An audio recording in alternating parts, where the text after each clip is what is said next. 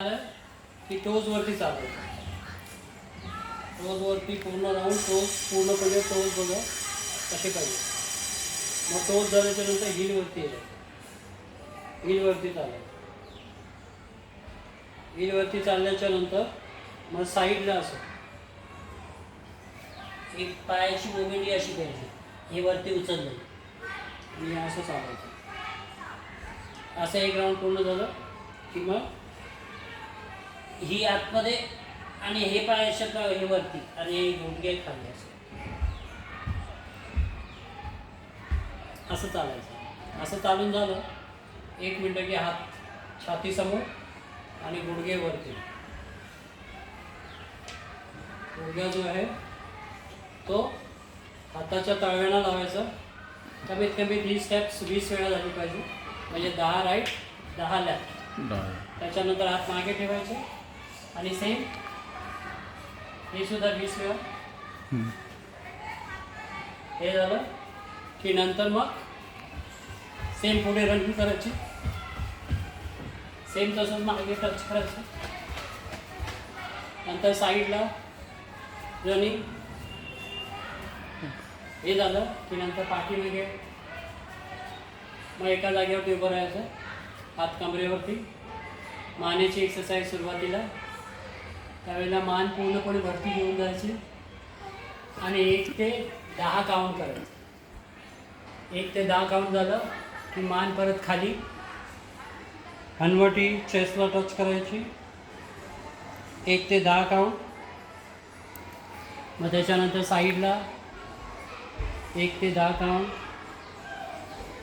मग दुसऱ्या साईडला 1 ते 10 काउंट. मग नंतर मग पाठीमागे बघायचं. 1 2 3 4 5 6 7 8 9 10. परत मागे बघायचं. आणि ही मानेची एक्सरसाइज करताना एकदम सावकाश करायचं. काही याच्यामध्ये घाई करायची नाही. कारण ब्रेन जवळ असल्यामुळे मानेची एक्सरसाइज नेहमी आस्ती करायची. आणि नंतर रोटेट करायचं क्लॉकवाईज. जेवढं सावकाश होईल तेवढं पाठी पूर्णपणे घेऊन जायचं. झाल्याच्या नंतर एक राऊंड पूर्ण झाला की दुसरा अँटी क्लॉकवाईज. होईल तेवढा आरामात सावकाश करायचं. असे 5 वेळा क्लॉकवाईज आणि 5 वेळा अँटी क्लॉकवाईज. हे झालं की हात शोल्डरवरती. बोटं बघा कसे आहेत. असं हे करून पहिल्यांदा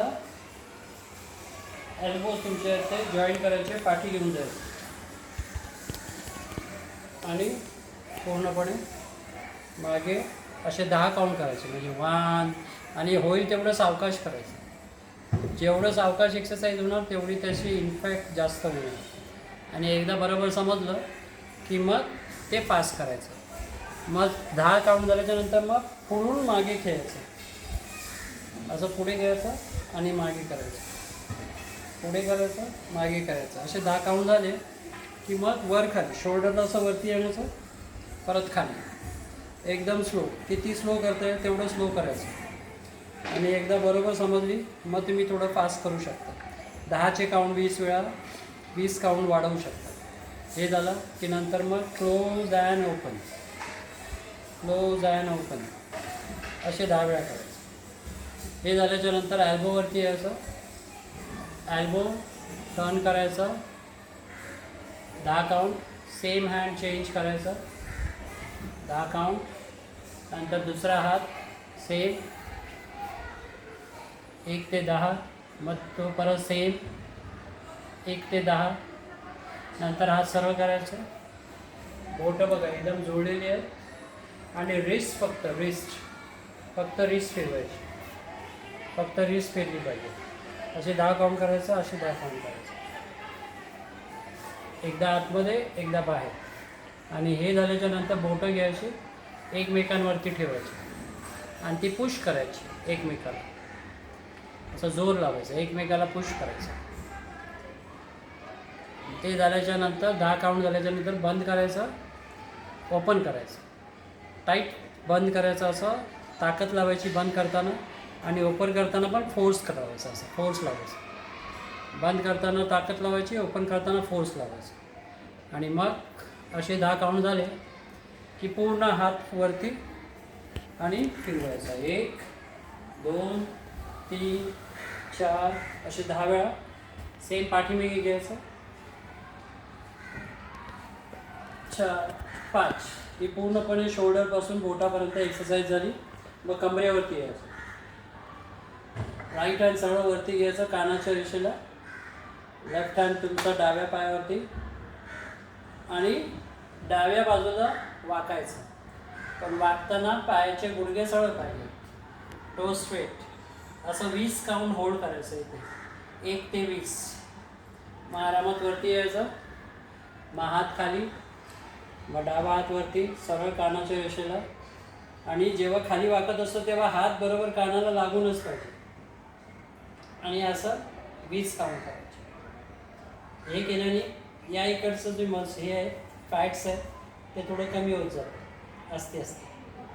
आणि हे 20 काउंट झाले की मग सरळ वरती यायचं.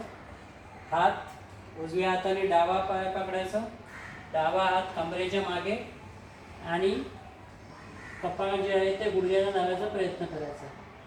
असं 20 काउंट होल्ड करायचं. सेम डाव्या हाताने उजवा पाय पकडायचा, उजवा हात मागे. सेम 20 काउंट झालं की मग सरळ उभं राहायचं. हात सरळ साईडला कमरेतून खाली वाकायचं. आणि पहिल्यांदा उजव्या हाताने डाव्या पायाकडे जायचं आणि बघायचं आहे तुम्हाला डाव्या हाताकडे. म्हणजे तुम्ही ही मुवमेंट असणार, तुम्हाला वरती बघायचं. हा 1 काउंट झाला. मग दुसरा